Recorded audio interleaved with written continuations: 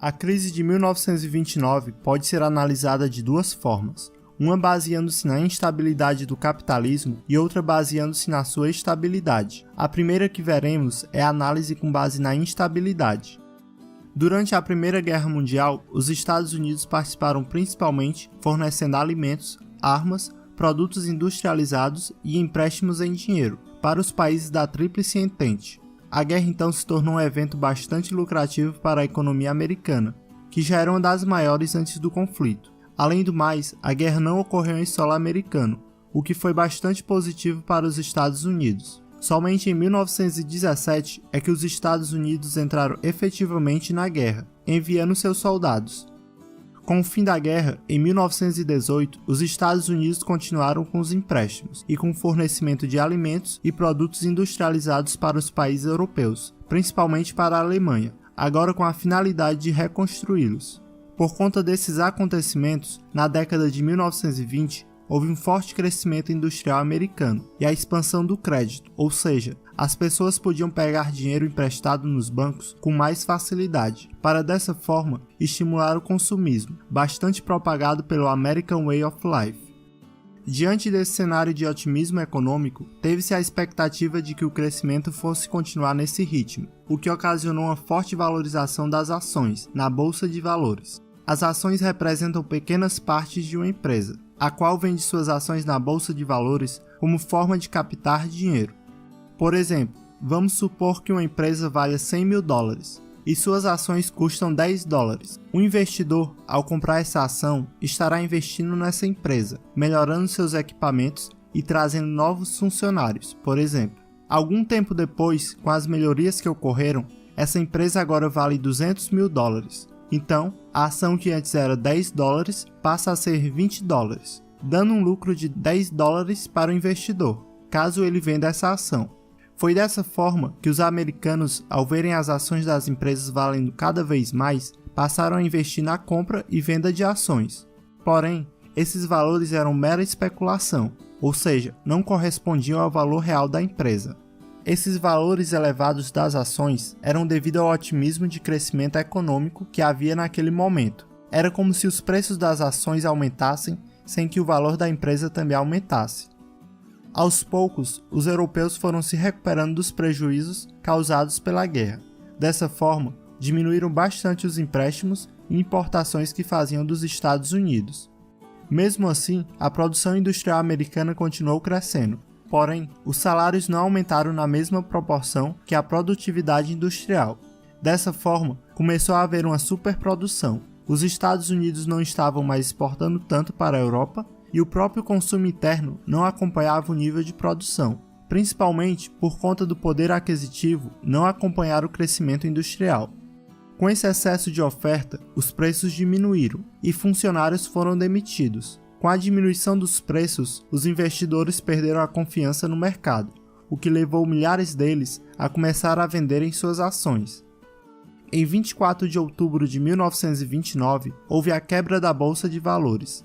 Os preços das ações caíram tanto que os investidores tentavam vender suas ações por preços baixíssimos, ou nem sequer conseguiam mais vender, justamente porque muitas dessas ações eram fruto da especulação financeira.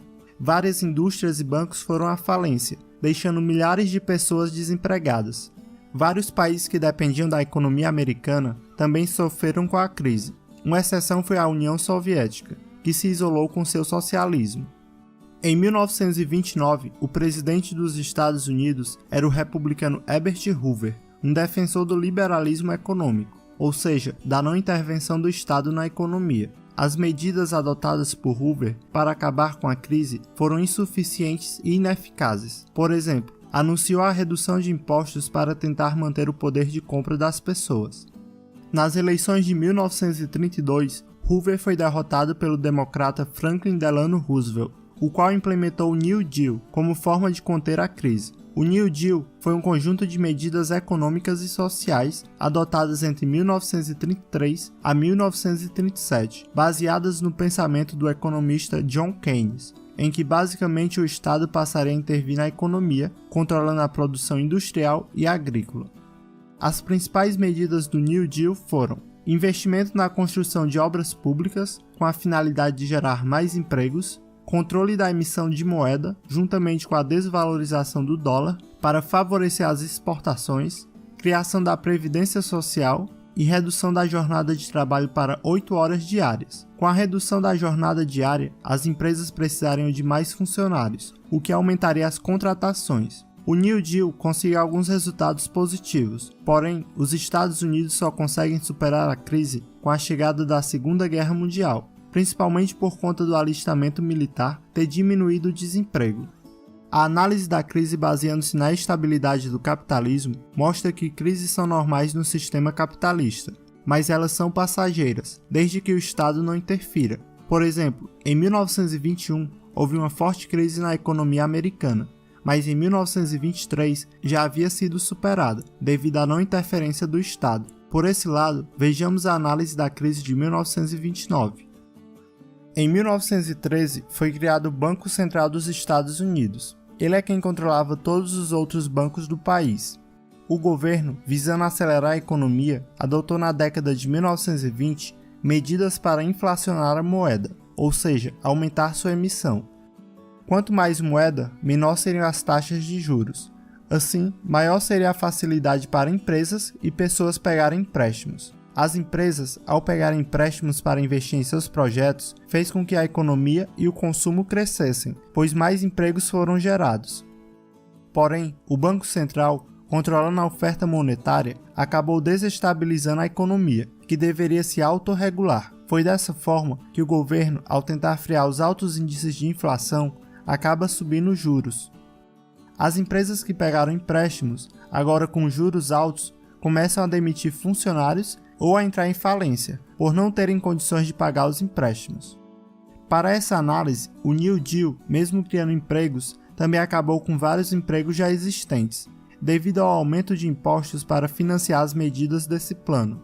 O que levou ao fim da crise de 1929 para essa análise foram os cortes de gastos do governo depois da Segunda Guerra Mundial. De 1944 a 1948, o governo dos Estados Unidos reduziu os gastos em 72 bilhões, uma redução de 75%. Portanto, os drásticos cortes nos gastos e as ligeiras reduções de impostos foram as medidas que impulsionaram o crescimento econômico.